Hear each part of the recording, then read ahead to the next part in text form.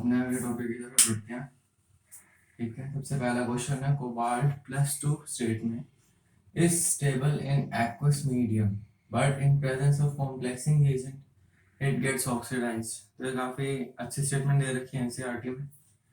जब complexing agent आता है, ठीक है, कॉम्प्लेक्सिंग एजेंट क्या करता है, कोबाल्ट +2 के साथ बॉन्ड बनाता है, तो उस टाइम पर जो बॉन्ड एनर्जी रिलीज होती है वो बहुत ज्यादा हाई होती है, जिसकी वजह से जो कोबाल्ट की थर्ड आयनाइजेशन एंथैल्पी है उसकी वैल्यू सेटिस्फाई हो जाती है। ठीक है, कोबाल्ट होता है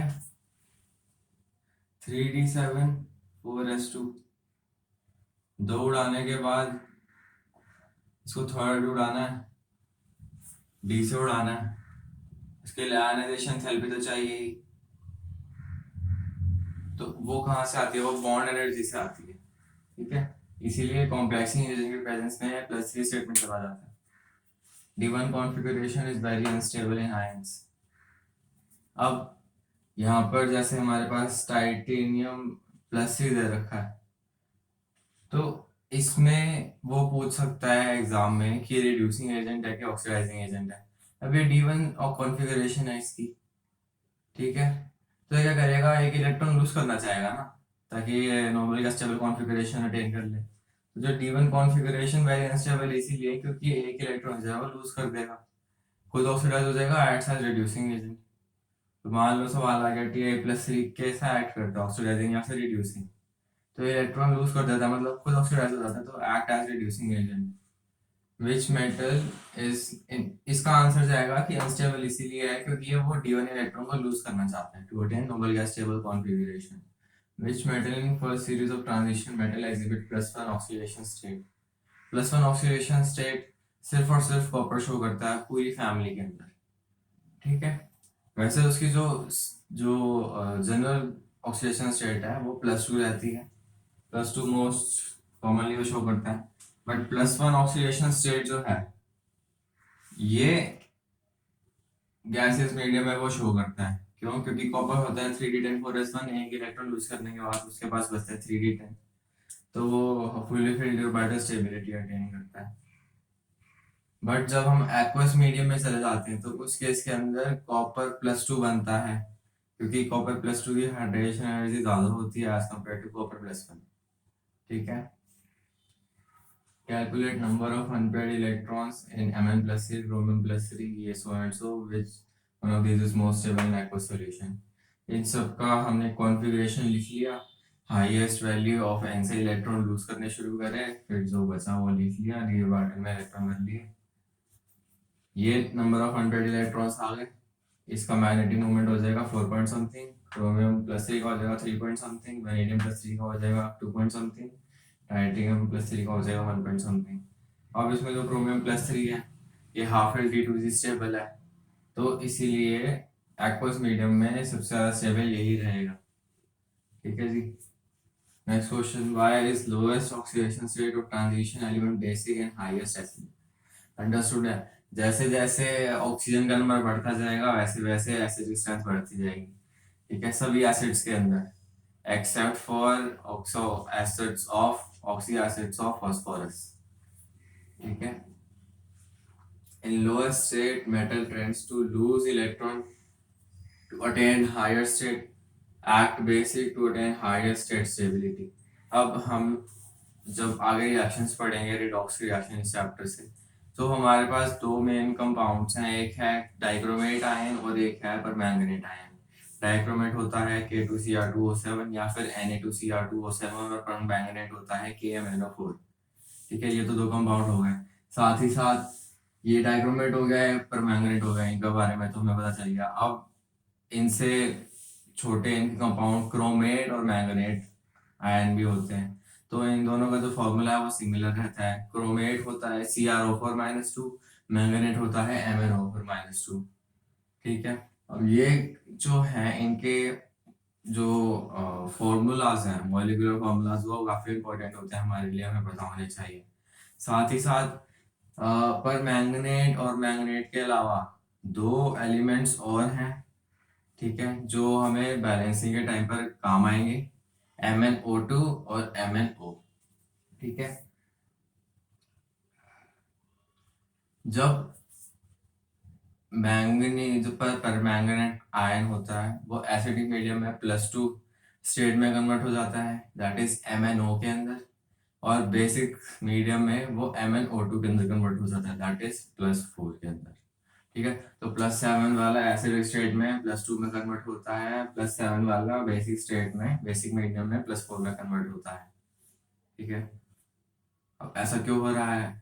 मान लो बेसिक मीडियम में, बेसिक मीडियम के अंदर जो एसिड है वो अपनी प्रॉपर्टी खुलकर नहीं दिखा पाएगा, तो वो ज्यादा इलेक्ट्रॉन गेन नहीं कर पाएगा, जिसकी वजह से वो +7 से सिर्फ +4 में जा पाता है, 3 इलेक्ट्रॉन ही गेन करता है।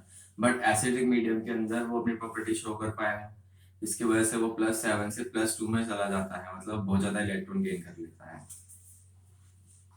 MnO जो है ये बेसिक की तरह ऐड करता है। ठीक है, क्योंकि एसिडिक मीडियम के अंदर एसिड से MnO4- से MnO बनता है। ठीक है, तो एसिड का कॉन्जुगेट बेस है एक टाइप से, तो ये बेसिक होता है, क्योंकि इसमें जो Mn की ऑक्सीडेशन स्टेट है वो +2 रहती है, बहुत लो है, तो ये इजीली इलेक्ट्रॉन लूज कर सकता है, बेसिक है। In higher state metal tend to gain electron and act acidic to attain lower stability. अब KMnO4 है, इसमें ऑक्सीडेशन स्टेट +7 है, हाईएस्ट है मैंगनीज की, तो ये फर्दर और इलेक्ट्रॉन लूज नहीं कर सकता, तो सिर्फ और सिर्फ इलेक्ट्रॉन गेन ही करेगा, इलेक्ट्रॉन गेन करेगा मतलब एसिड की तरह एक्ट करेगा। ठीक है, जो एक स्टेटमेंट और दे रखी है एनसीईआरटी में कि जो डाइक्रोमेट है और परमैंगनेट आयन है ये बहुत अच्छे ऑक्सीडाइजिंग एजेंट्स हैं। क्यों? क्योंकि इनके जो अंदर जो सेंट्रल मेटल की ऑक्सीडेशन स्टेट है वो हाईएस्ट है, जो वो एग्जिबिट कर सकते हैं, वो फर्दर और इलेक्ट्रॉन लूज नहीं कर सकते, तो वो गेन ही करेंगे, इसीलिए अच्छे एसिड्स हैं। Compare the general character of the first series of transition metal with those of second and third series metal in their respective vertical column. Electronic configuration का फंडा है, ऑक्सीडेशन स्टेट्स। अब इनमें वेरिएशन क्यों आता है? क्योंकि पेनल्टीमेट शेल के अंदर इलेक्ट्रॉन आते हैं, इसीलिए इनके अंदर वेरिएशन आता है। आयनाइजेशन एंथैल्पी का फंडा है। अब देखो, जो रीजन इलेक्ट्रॉनिक कॉन्फ़िगरेशन होगा वही होगा ऑक्सीडेशन स्टेट के लिए। अब ऐसा क्यों होगा? क्योंकि स्टेबल इलेक्ट्रॉनिक कॉन्फ़िगरेशन डिसाइड करेगा उसका ऑक्सीडेशन स्टेट, है कि नहीं?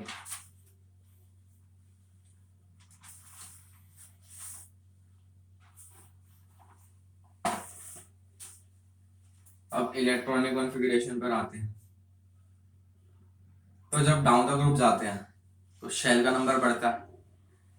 जब हम न्यूक्लियस बनाते हैं तो न्यूक्लियस ऐसे बनते हैं, ये रहा न्यूक्लियस, ये पहला शेल, फिर ये दूसरा शेल, फिर ये तीसरा शेल, फिर चौथा शेल।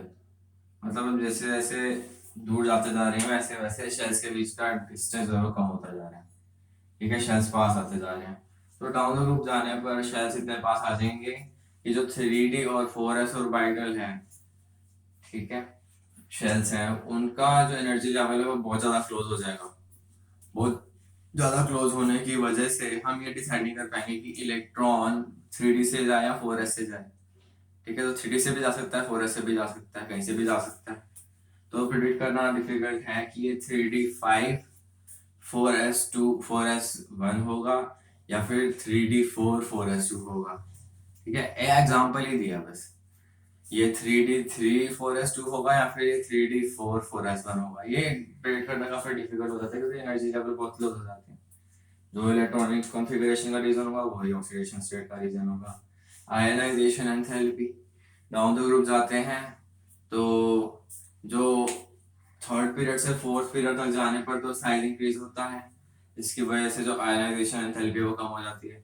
बट 4D सीरीज से 5D सीरीज की तरफ जाने पर लेंथ और कॉन्ट्रैक्शन लगता है, जिसकी वजह से अट्रैक्टिव फोर्स बढ़ जाती है, poor screening by f orbital electrons, जिसकी वजह से जो साइज है वो कम हो जाता है। तो साइज 4D और 5D सीरीज का ऑलमोस्ट सेम होता है।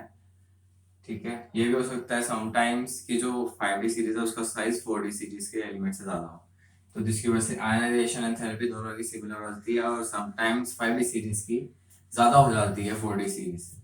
एटॉमिक साइज और आयनाइजेशन एंथैल्पी का भी यही रीजन रहेगा। ठीक है, नेक्स्ट क्वेश्चन। अब नेक्स्ट है इंपॉर्टेंट कंपाउंड्स और डी ब्लॉक। सबसे पहला हमारे पास है पोटेशियम डाइक्रोमेट और पोटेशियम परमैंगनेट। इन सब में एक जनरल ट्रेंड फॉलो होता है, एक ओर लेते हैं, ओर को एक कॉम्प्लेक्सिंग एजेंट के साथ रिएक्ट करवाते हैं, ठीक है। ओर से बनता है उसका लोअर ऑक्सीडेशन स्टेट का आयन, जैसे डाइक्रोमेट है, डाइक्रोमेट का लोअर ऑक्सीडेशन स्टेट का आयन है क्रोमेट, और परमैंगनेट का लोअर ऑक्सीडेशन स्टेट का आयन है मैंगनेट। तो अगर हमने क्रोमाइट लिया तो उसके अंदर यहाँ पे क्रोमेट बनेगा, ठीक है। अगर मैंगनेट और लिया, मैंगनीज का और लिया, तो यहाँ पे मैंगनेट बनेगा, ठीक है। इसके बाद जब हम इसके ऊपर एसिड डालेंगे, एसिडिक मीडियम के अंदर ये डाइक्रोमेट बना देगा, ठीक है। और मैंगनेट होगा तो वो परमैंगनेट बना देगा। इसीलिए मैंने मेंशन कर दी है, ये जो बॉक्स बना दिए हैं इसके अंदर हमारे पास क्रोमेट है, एसिड डाला तो डाइक्रोमेट बना दिया। अब मैंगनेट है, एसिड डाला तो ये परमैंगनेट बना दिया, ठीक है। ये रिएक्शंस इनकी प्रिपरेशन की रिएक्शंस हैं।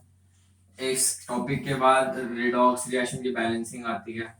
वो रिएक्शंस जो है वो इनसे बिल्कुल अलग है, ये सिर्फ और सिर्फ नेम रिएक्शंस हैं तो रिटर्न है, ठीक है। इनका यूज बैलेंसिंग के अंदर हम बिल्कुल नहीं करेंगे। बैलेंसिंग के अंदर क्या होगा कि अगर एसिडिक मीडियम है तो MnO4 माइनस जो है वो Mn+2 में कन्वर्ट हो जाएगा, ये +7 स्टेट में है। और जब बेसिक मीडियम है तो ये ही कन्वर्ट हो जाएगा MnO2 में, दैट इज +4 के अंदर। मतलब एसिडिक में वो MnO में कन्वर्ट हो रहा है और बेसिक में MnO2 में कन्वर्ट हो रहा है। तो ये वाली जो रिएक्शन है ये उस टाइम पर काम आएगी, इस टाइम पर बैलेंसिंग के टाइम पर ये वाली रिएक्शंस काम नहीं आएंगी कि वो एसिडिक मीडियम में जो डाइक्रोमेट है वो इस रिएक्शन को फॉलो करके बना रहा है, एसिडिक मीडियम के अंदर ये इस रिएक्शन को फॉलो कर रहा है, काम नहीं आएगी। ये सिर्फ और सिर्फ हमें इतना याद रखना है कि ये प्रिपरेशन के टाइम पर काम आती है, ठीक है।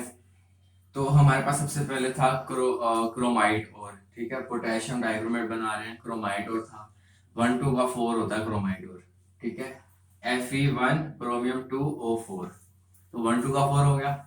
FeCr2O4, जैसे बोरस था Na2B4O7, तो 2 4 7 10 था उसमें, तो यहाँ पर भी 2 4 आ गया।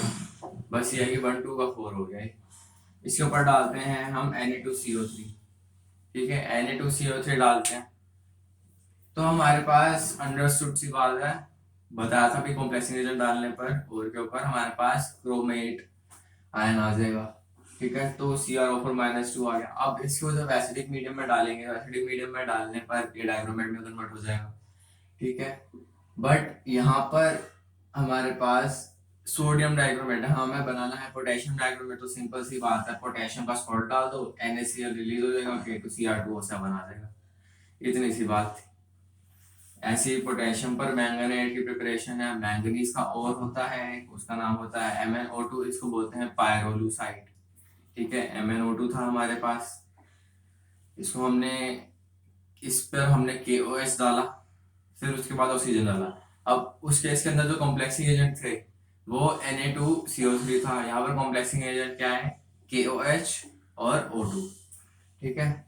तो हमारे पास मैंगनेट आयन बन जाएगा, मैंगनेट आयन को एसिड मीडियम में रखेंगे तो हमारे पास पर मैंगनेट आ जाएगा, सिंपल सी बात। बस अब सब चीज याद हो गई है, हमें बस इतना याद रखना है कि जो डाइक्रोमेट था उसके अंदर कॉम्प्लेक्सिंग एजेंट था Na2CO3, और जो पर मैंगनेट था इसके अंदर कॉम्प्लेक्सिंग एजेंट है KOH और O2, ठीक है। एक सवाल ये भी पूछता है वो कि CO2 किस प्रोसेस में रिलीज होती है, तो CO2 इस वाले प्रोसेस में रिलीज होती है, ठीक है।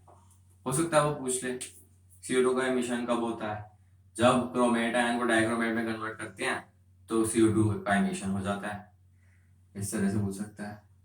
अब नेक्स्ट वीडियो में हम इनकी बैलेंसिंग देख लेंगे, इस वीडियो के लिए इतना ही काफी है, ठीक है।